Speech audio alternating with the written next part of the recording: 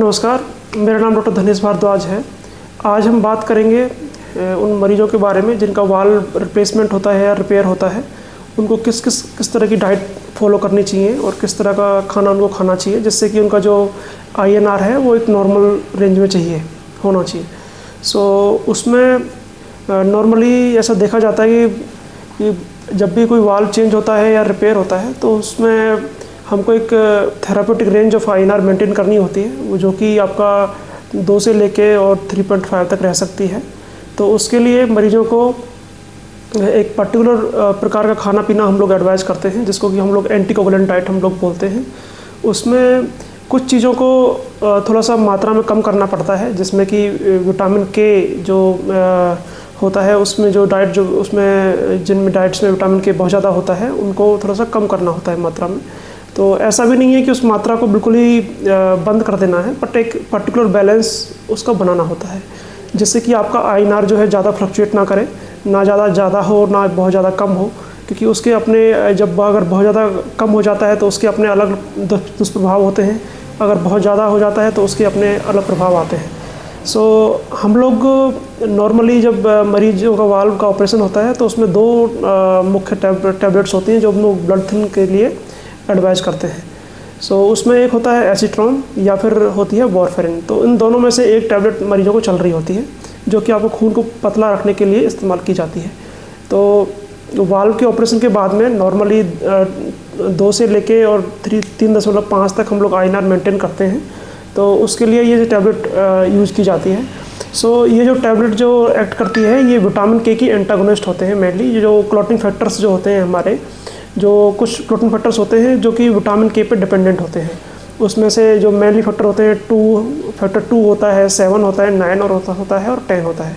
2, 7, 9, 10 जो फैक्टर्स होते हैं ये क्लॉटिंग फैक्टर्स विटामिन K पे डिपेंडेंट होते हैं अपनी सिंथेसिस के लिए। जब हम लोग विटामिन K के एक्शन को ब्लॉक कर देते हैं तो ये क्लॉटिंग फैक्टर नहीं बन पाते हैं और इसकी वजह से हमारा ब्लड जो है थिन हो जाता है। ये दवाइयाँ इस तरह से हमारी बॉडी के अंदर एक्ट करती हैं।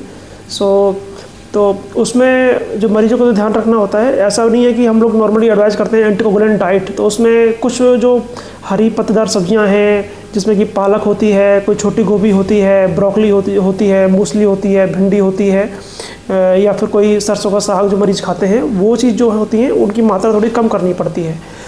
ऐसा नहीं है कि आप बिल्कुल भी ले सकते हैं, पर कभी कभार इसको ले सकते हैं। और एक बैलेंस पैटर्न विटामिन K का बॉडी में बनाना पड़ता है, जिससे कि आपका INR जो है ज़्यादा फ्लक्चुएट ना करे। जब भी आपके कोई डाइटरी चेंजेस ज़्यादा होते हैं तो उसमें कई बार क्या होता है, अगर हम लोग विटामिन K की मात्रा अपने डाइट में अगर बहुत ज़्यादा कम कर दी है तो उस केस में आपका INR बहुत ज़्यादा बढ़ सकता है, उससे आपको ब्लीडिंग की संभावना आ सकती है। INR बढ़ने की वजह से आपको हो सकता है मसूड़ों में से खून आने लगे। जब भी आप ब्रश करते हैं तो आप खून आप दे सकते हैं। जब आप मोशन जाते हैं उस टाइम पे आपको ब्लड आ सकता है, या कोई नीले चकत्ते आपकी बॉडी के ऊपर पड़ सकते हैं। उस तरह से आप रिकॉग्नाइज कर सकते हैं कि आपका INR बहुत ज़्यादा थिन है। और अगर आपका INR बहुत ज़्यादा कम हो जाता है तो उस केस में हमारा जो वाल्व जो हम आर्टिफिशियल वाल्व लगाते हैं वो सुचारू रूप से काम नहीं करता है और उसमें फिर अलग स्ट्रोक होने की संभावना बढ़ जाती है मरीजों में। ये सारी सावधानियाँ होती हैं जिसमें कि आपको एक पर्टिकुलर लेवल विटामिन K का मेंटेन करना पड़ता है और ये डाइटरी जो इंस्ट्रक्शंस है वो फॉलो करने पड़ते हैं। कुछ मरीजों में ऐसा देखा गया कि वो बहुत ज़्यादा अल्कोहल का सेवन करते हैं या फिर बहुत ज़्यादा अगर एक्सेसिव फास्टिंग अगर वो रखते हैं, तब भी विटामिन K का लेवल बॉडी के अंदर डिस्टर्ब हो सकता है और उससे भी INR कम या आपका ज़्यादा हो सकता है। कुछ ऑयल्स होते हैं जिसमें कि आपका सोयाबीन ऑयल है, कनोला ऑयल है, इनके अंदर विटामिन K की मात्रा बहुत ज़्यादा पाई जाती है।